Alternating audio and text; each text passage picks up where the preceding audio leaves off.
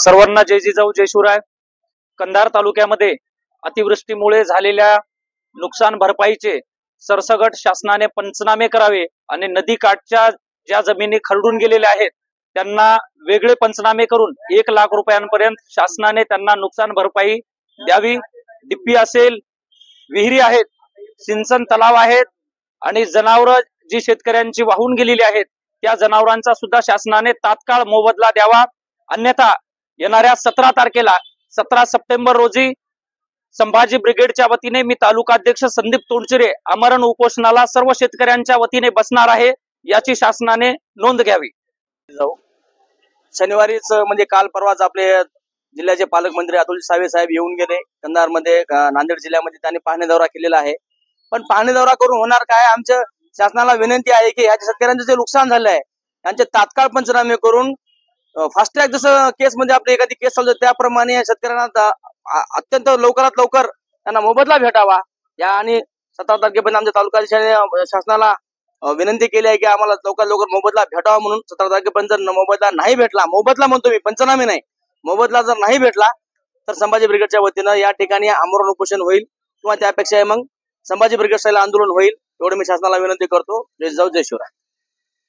घोडदमध्ये माझे 7 ढोर शेड गेले, पूर्ण वाहून आकडा गेला, पूर्ण 2 बोरच्या मोटारी हिर भुजून गेली पूर्ण, म्हणजे काही नुकसानाचं काही झालं नाही आपलं वावरामध्ये, पूर्ण माहिती हेच गेलं समजा शेतातलं। पंचनामा झालाय का मॅडम? तलाठी मॅडम फक्त पंचनामा केली। किती दिवस झाले तुमचं म्हणजे एवढं नुकसान? 28 29 2 दिवस 29 तारखेला नुकसान झालं। आतापर्यंत तुमचा पंचनामा झाला नाही। दुसरा 15 मॅडम फक्त तलाठी मॅडम साहेब आले नव्हते, कोणी आलं नव्हतं आपल्या इथं बघायला पूर्ण।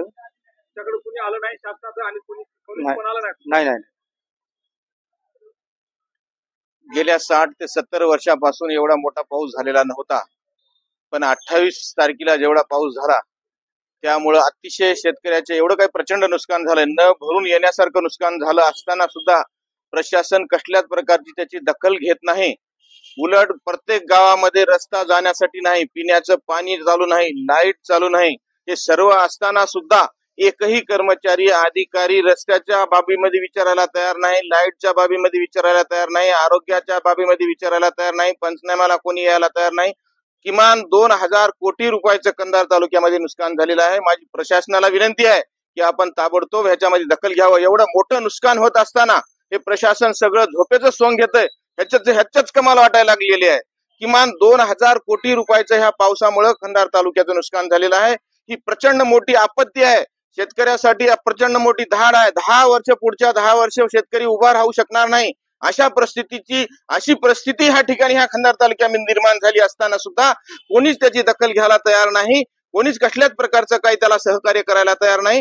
ह्यासाठी अतिशय तीव्र अशी नाराजी ह्या ठिकाणी व्यक्त करून संभाजी ब्रिगेडच्या माध्यमातून ह्या सर्वांनी हे करून त्या 17 तारखेला उपोषणाचं ह्या ठिकाणी नियोजन केले आहे, आमरण उपोषणाचं नियोजन ह्या ठिकाणी केलेलं आहे।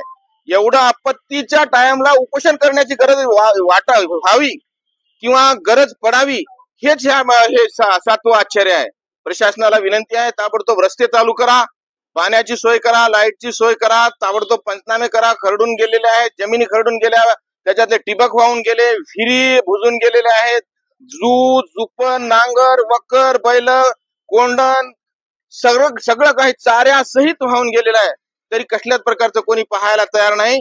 त्यासाठी आमरण उपोषण 17 तारखेला ह्या ठिकाणी कंधारच्या तहसीलमध्ये होणार आहे, ही सर्वांना विनंती आहे।